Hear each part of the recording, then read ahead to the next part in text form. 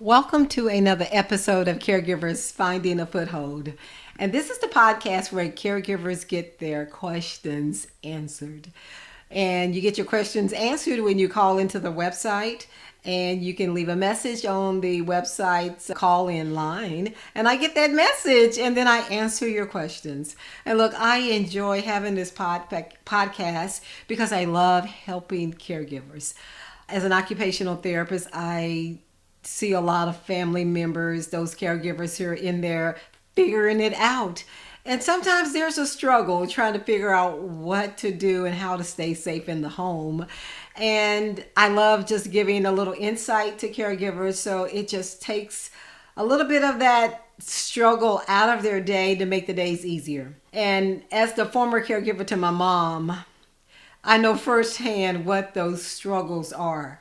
How to set up the day, how to move throughout the day, and find a way to make things easier for you so that you can get through those hard tasks that come with caregiving so that you can get on with doing something for yourself in the course of a day. And that's why I've created this podcast, to help you, the caregiver, figure some of those things out. Okay, so look, let's talk about the question that got called in for today. This call in was from one of the viewers who had questions about rehab. Mom is in the hospital and they know in a couple of days that she's going to be discharged. And they don't really know what to do. Mom is pretty weak. She's been in the hospital several days. She really hasn't been out of bed.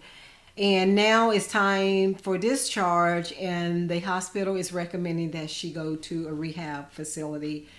But mom does not want to go. Mom is crying because she is so ready to come home.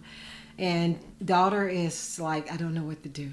I don't know whether I should bring her home or if we should go the route of her going into the rehab unit. Okay, so that's the question here. And look, this is a common question. It's a common scenario because as a home health therapist myself, I do see this where the parent wants to go home and then you have a son or a daughter who really doesn't want to upset mom. She's been through a lot. She isn't sleeping well at the hospital. She wants to just come home and be in her own bed and eat her own food. But, you really have to think this through. And during this time of the pandemic, it just makes it a little bit more challenging. But I will tell you, people are going to rehab. People are getting home health. People are finding ways to be safe and get their needs met. But it's also an individual preference and a decision that every person has to weigh for themselves. So in today's podcast, what I want to do is present some insight into the decision that you're trying to make in trying to decide whether or not mom is coming home or she's going to have her rehab stay first. And that first thing you want to consider is her level of weakness. Well, how much care is she going to need at home? How much help do they need in getting out of the bed? Are you going to be able to handle the day-to-day challenge of getting things done, with helping with getting them on and off the toilet, into a wheelchair, or walking them to the bathroom? How physically demanding is that going to be? You really want to have a good idea of that before you bring them home. Number 2 is who's going to be your helper when you get home. You may can think I'll get home and I can handle it all, but look, let me tell you about it. It can often be a lot more challenging than you think, because when you're at the hospital, there's a whole team that's helping. You have someone in even from as far as starting with the meal prep. Someone's cooking the meal. Someone's coming in there and cleaning the room. Someone, maybe like a CNA, is coming and assisting with the toilet he needs and the bed bath. There's the whole medication management of it, or making sure all of her medications and doctor's appointments, all of those things on top of just, the housekeeping parts. and your own life that you have to attend to. So you really have to have a team when you're talking about bringing a parent home and they have a significant amount of weakness. And I'm not saying just someone that can help put all the stuff together in the car because you're being discharged and helping to get her home.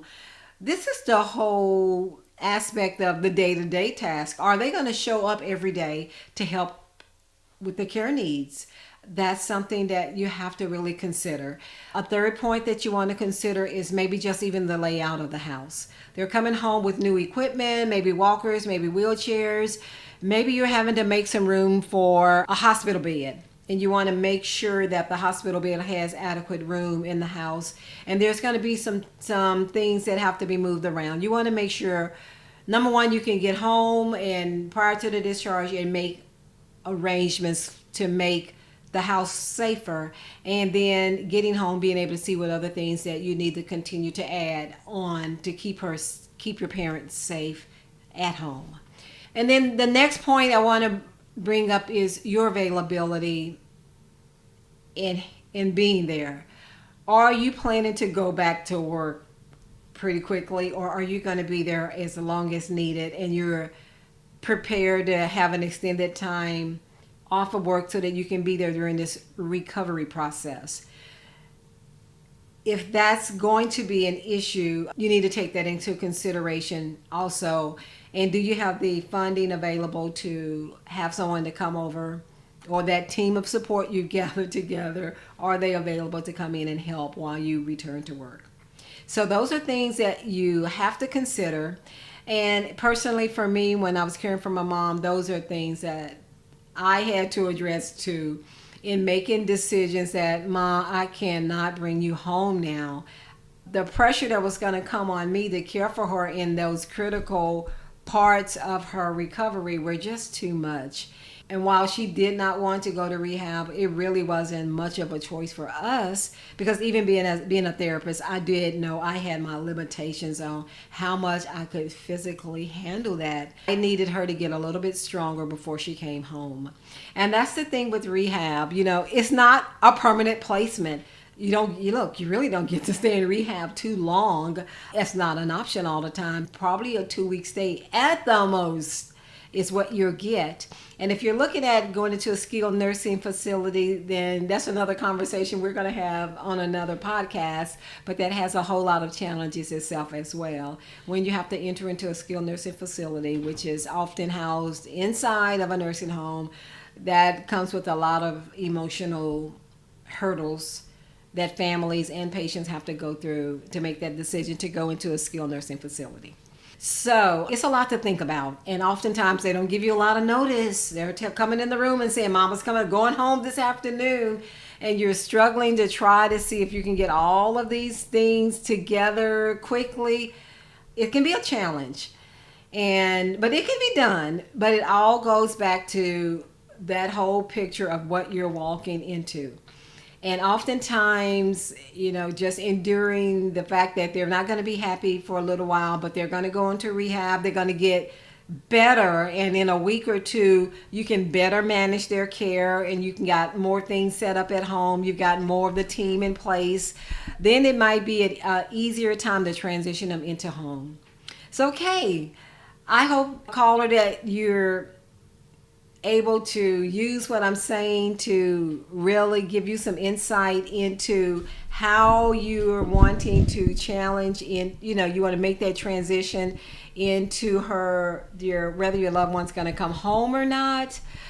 But it can be done, but it's going to have to take some work on your part and their part, and them coming to terms with being inconvenienced a little bit longer so that they can get better, so that they can come home. Because if they're coming home too soon, and you do have home health that is coming out, I'm going to say it even from a personal standpoint of a therapist who does home health.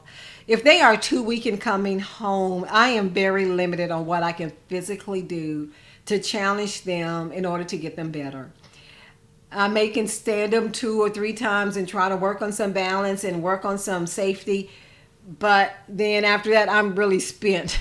I don't have any more energy left. I don't have a second pair of therapist hands that I would have if I was in a clinic that could help me with that. I don't have equipment with me that can help with those heavy duty things that need to be done. I don't have parallel bars to help. And those are things that really limit a therapist when they're doing home health. If you have that patient that is very, very needy, it is really to the advantage of them getting a little bit stronger before they go home so that they can best utilize the home health services that are going to be available to them.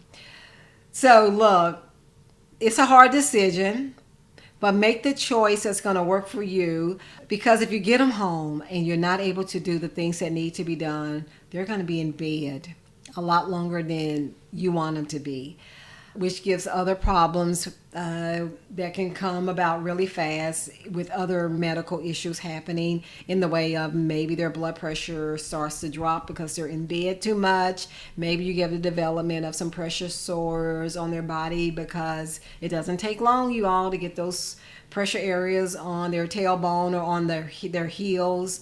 Just a lot of things can happen when they're in bed too long because you don't have the manpower.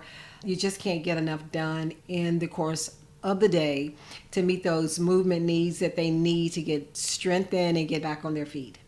So look, I hope this was helpful, caller. Thanks for calling it in. And it is a common question that I know that a lot of callers are going to benefit from hearing some insight about that. But those are the things you gotta look at. Can you handle them if you get them home? Because it could be more work than you thought it would be. So take care, callers, and I appreciate the calls.